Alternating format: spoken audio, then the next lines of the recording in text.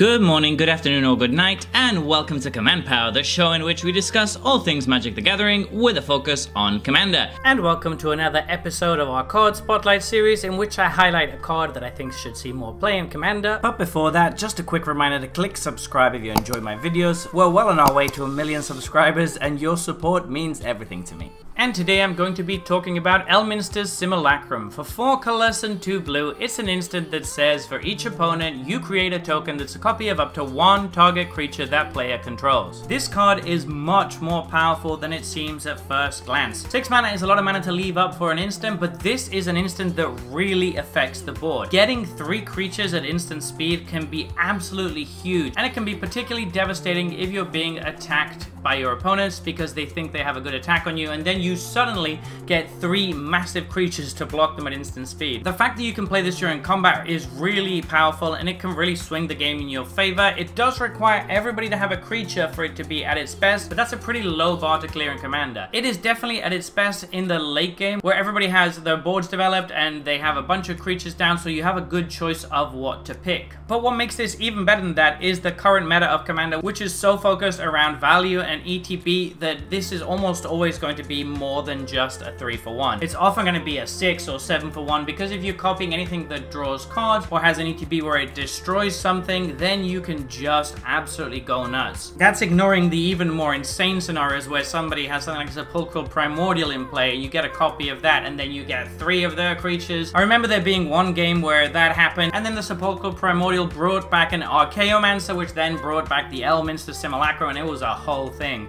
So there are really insane plays that you can make with this if the board lines up right.